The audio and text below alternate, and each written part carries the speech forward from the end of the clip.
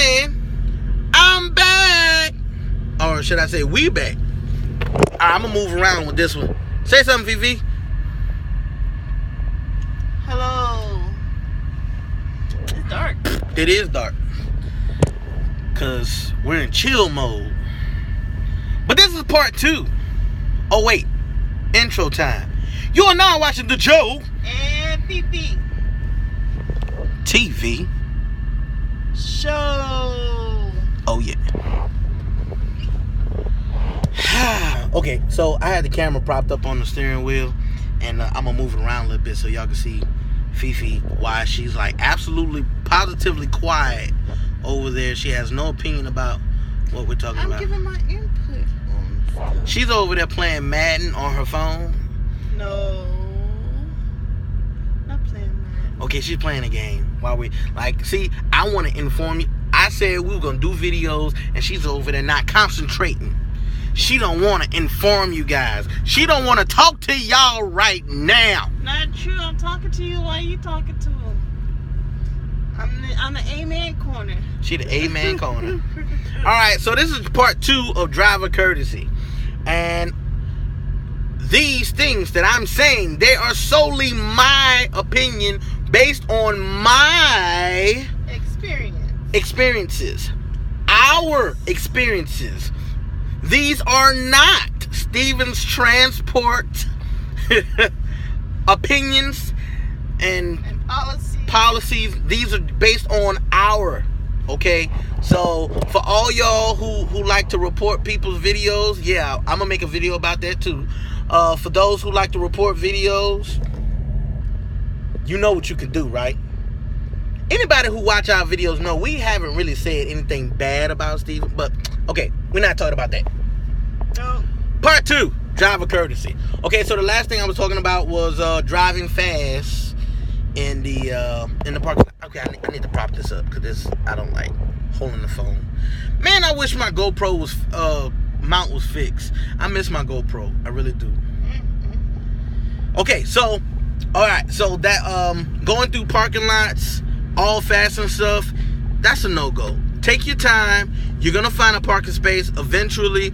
If you are doing your trip plans, if you get to the truck stops before everybody else, you'll get you a parking space. Oh, and guess what? Did you know reserve parking was only $13? Yep. $13. $13. But you know. But wait, it gets better. So if you've been trying to avoid paying that $13, did you not know that you get reimbursed for those $13? What? So you telling me I can pay $13 for parking and get reimbursed for that? What? So you telling me all those times I be circling around the truck stop and I can't find no parking space because that guy, he was faster than me and he was doing 45 miles an hour and he ran over the reindeer and he shot Santa Claus in the foot and he punched his mom in the stomach and got that parking space? You telling me all those reserve spaces that everyone is afraid to park in because they don't want to pay $13? You telling me, Joe, I can get that? Yes, I'm telling you, you can pay $13 to get a reserved spot that everyone is avoiding and get your money back on your settlement. That was a whole lot in one breath. Because I don't want to stress to people that those reserved spots that everyone is avoiding to pay for, 9 times out of 10, you can get reimbursed for it. So when there's no parking, oh, I can't get parking. I can't find nowhere to park. I don't like backing up. I might hit somebody.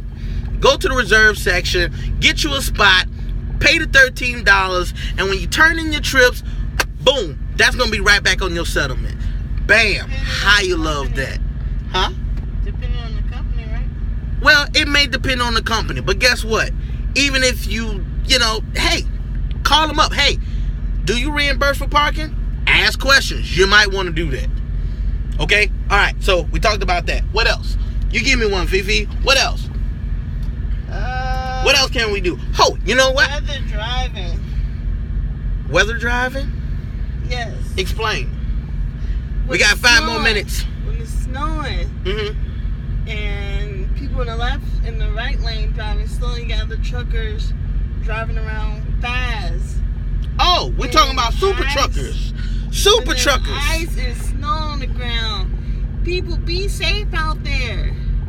This weather is not a joke. We've been getting messages talking about people jackknifing and So what trucks we rolling in the ditch and stuff. Be safe. Be cautious. Take your time. You want to get there safely. it's not Not gonna at all. it's not gonna hurt you none if you slow down just enough to ensure that everyone around you is okay. Just because you, super trucker, may feel as though you can make it through the ice, you driving fast could make a rookie or someone, or maybe someone who's not a rookie, just it can make other people nervous. Let's just say you flew past this four-wheeler, and I've seen it happen. Some of you truck drivers drive so fast you can't control your own trailer. You drive past a four-wheeler goes off the side of the road, you're 5-10 miles down the road. Or you just passed up that rookie driver who was taking his time, and now you just made him poo himself. Or, I don't say her. Or her, whatever. But the point is, driving fast in the snow or inclement weather, it doesn't help anybody.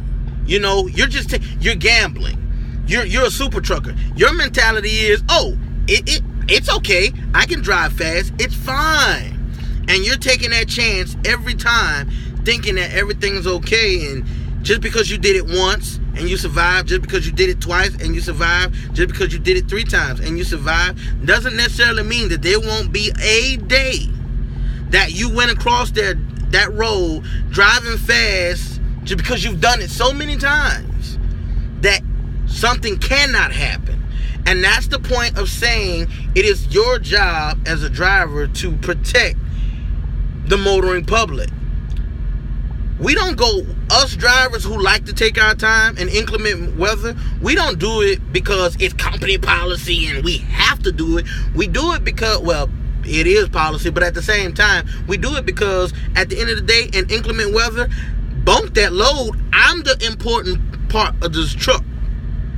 The truck can be replaced, the trailer can be replaced, the product can be replaced, but Joe cannot be replaced. So if I need to take my time, I'm going to take my time. And I suggest if you love your family enough, you should consider taking your time as well. The last thing you need is to have a blowout in inclement weather.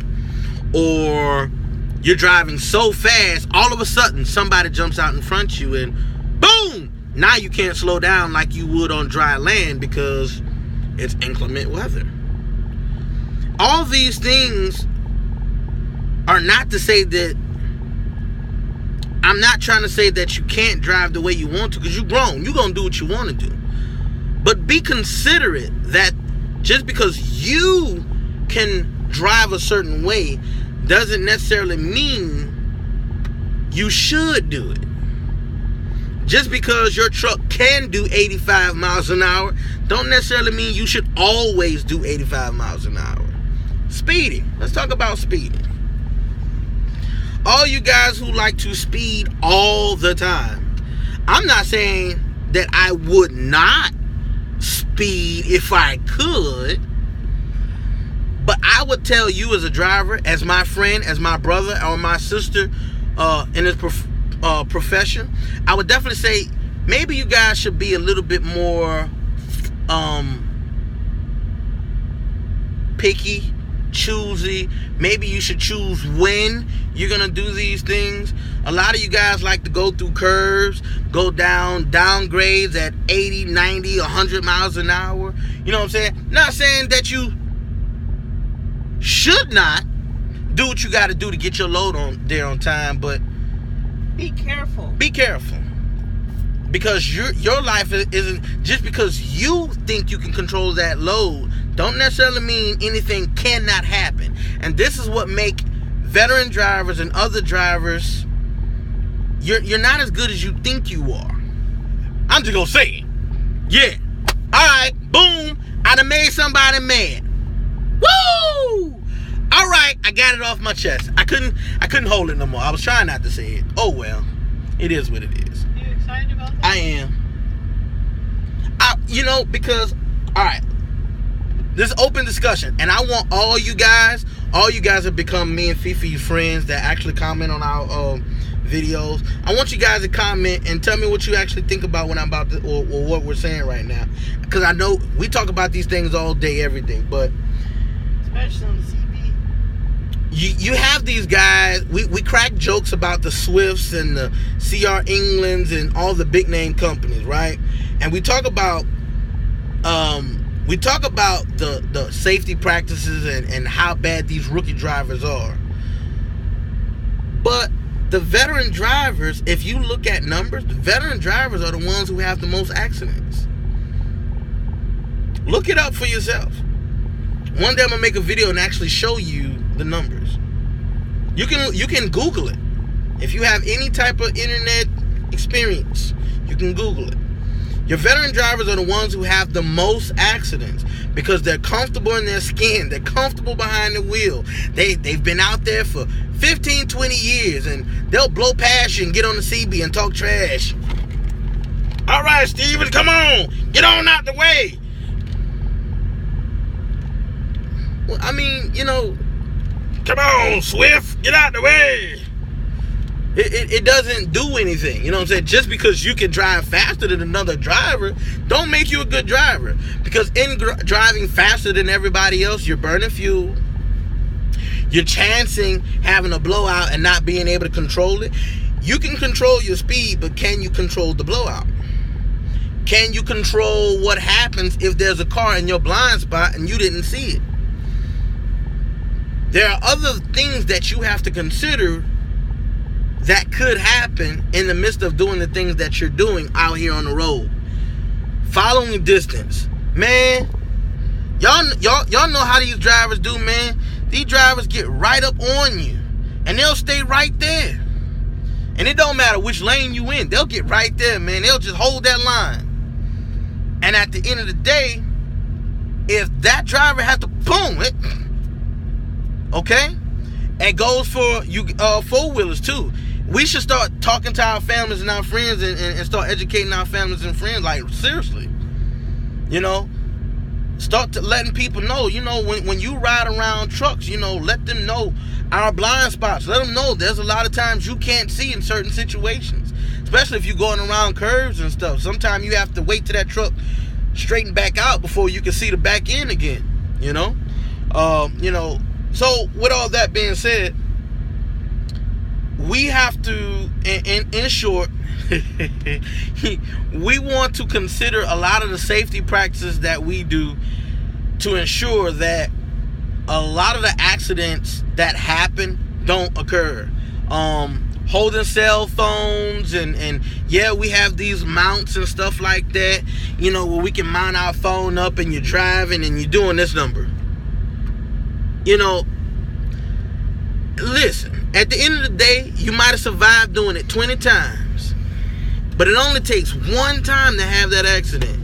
It only takes one time. Keep your focus on the road. Yeah, you know what I'm saying? Like, if it's that important to you to change that next song or read that text message, it's nothing for you to stop. Check it, do what you got to do, and get back on the road. At the end of the day, your life is more important. You are the precious cargo. You're the precious cargo, not what you hauling. Like we see the signs on the road. Drive now, text later. Yeah. Drive now, text later. And I dropped it. Oh, all right. Anyway, so this is like 14 minutes, way too long. Oh, but wow. Yeah, I just got so much to say about this. I guess Part 3. I'm gonna have to do a part 3. I'm gonna try to do a part 3 because it's 14 minutes.